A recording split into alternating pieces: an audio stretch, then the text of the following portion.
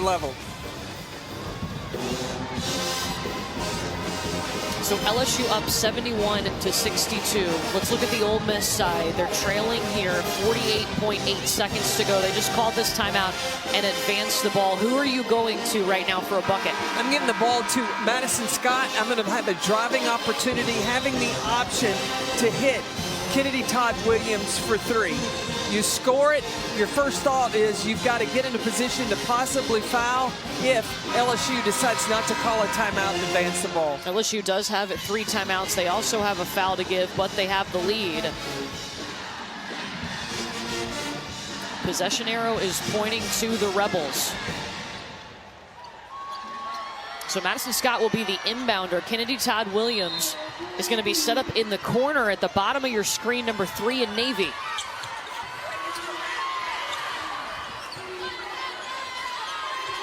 Don't have a lot of time. You got to get it to Madison Scott.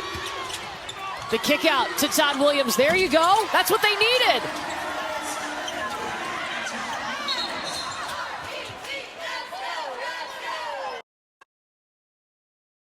I'm out here. But I think if LSU tried to advance the ball before they got the timeout, they would not be able to advance the ball. Play. Madison Scott finds Kennedy Todd Williams, knocks down the three. The space out and the three.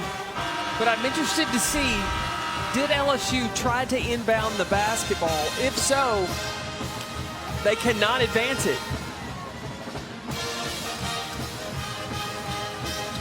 And they're not going to be able to. Well, and I think Janae Kent took the ball out. Remember, she's a freshman, so this is a learning opportunity.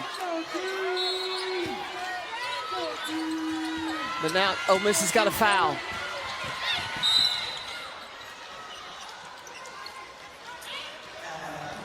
So 2 free throws coming for Haley Van Lith. Second on Ayanna Thompson.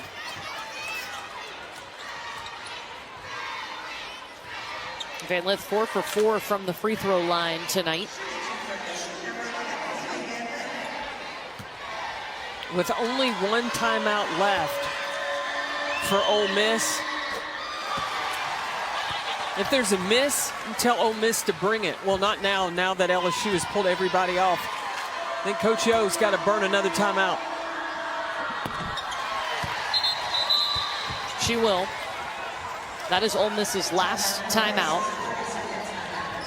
They will advance the ball. So same thing, you think Kennedy Todd Williams? I still think that Madison Scott's the person, you want to have 2 options to get the ball to. So her first option, she wanted to get the ball to Marquisha Davis, which I like. Marquisha Davis can penetrate just like Kennedy Todd Williams, or just like Madison Scott. So get the ball in to Marquisha. Marquisha, go. Kick again. Look for the 3, and then you have Madison Scott stepping in from out of bounds. But those things have to go quick. You don't have a lot of time to let the clock run down. For LSU defensively, how do you play this? Match up man-to-man, and I would put somebody on the ball, making it tough to get in. It's going to be a jump ball possession arrow to Ole Miss. 31.5 on the clock now. And remember, LSU still has a foul to give. Just do not foul. Do not foul Ole Miss in the act of shooting. And what we learned from the Tennessee game is also, you defend the 3. You don't have to be out close enough to make contact, but don't give just wide open looks.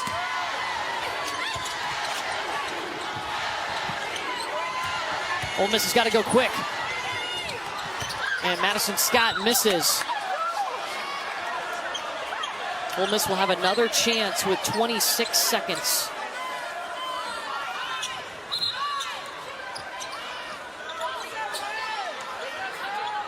Off on, but Anissa Morrow was out of bounds. Did the ball hit her while she was out of bounds?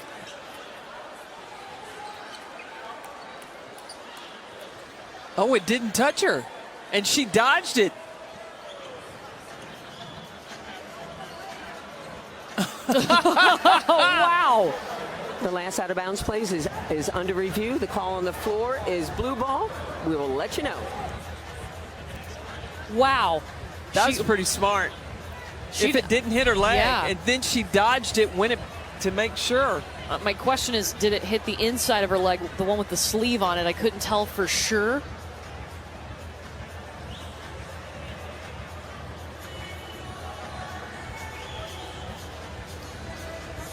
You see the trajectory of the ball as it comes down.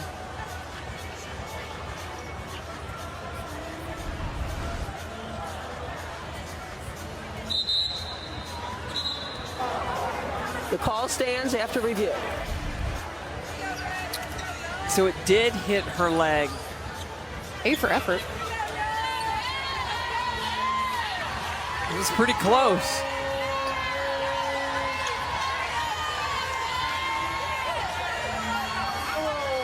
So 27.4 on the clock now, a 20-second shot clock for Ole Miss.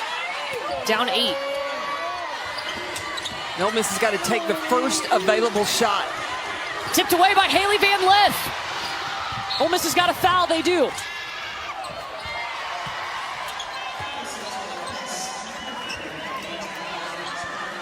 That's the 5th foul on Kennedy Todd Williams.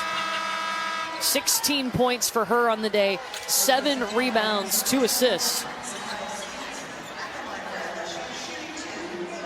So now Ole Miss does not have any timeouts left.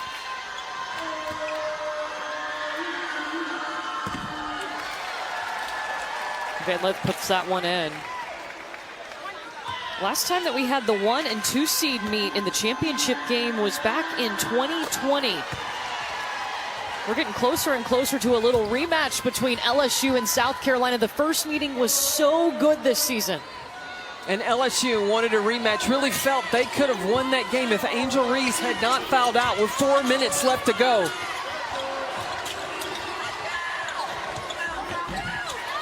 Taya Singleton with the bucket. Again, Ole Miss doesn't have any timeouts, but Kim Mulkey will take one. She will advance the ball with 10.3 left. And she wants to make sure the ball gets away from Ole Miss's basket.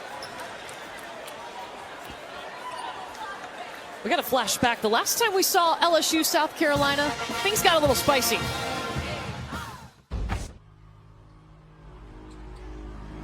She got it. LSU is taking the lead back. Reese playing with those 4 fouls. Here comes Johnson. It's number 5 on Reese. When you don't have your All-American on the floor, it takes you out of your rhythm. In the corner, Hall. You bet. Gamecocks remain undefeated. That was a good basketball game. Crowd was outstanding. When you don't have Angel Reese, we did about as good as we could. It was a 6-point game, an unbelievable atmosphere going in favor of South Carolina, and we're 10.6 seconds away from the rematch. And in the first half of that game, Camila Cardoso didn't play well. She got in some foul trouble. Then it was the reverse in the second. It's been a minute since LSU was in the SEC tournament final. They are back for the first time since 2012. We'll get the matchup the nation has been craving. LSU and South Carolina play for an SEC tournament title on Sunday. The grit and determination by LSU. They don't have Michaela Williams. Wasn't sure whether or not Angel Reese was going to be able to play. She gutted it out. 21 points, 17 rebounds, and Flau'jae Johnson, 21 points tonight to take LSU to the SEC championship game. Double-doubles from Anissa Morrow and Angel Reese.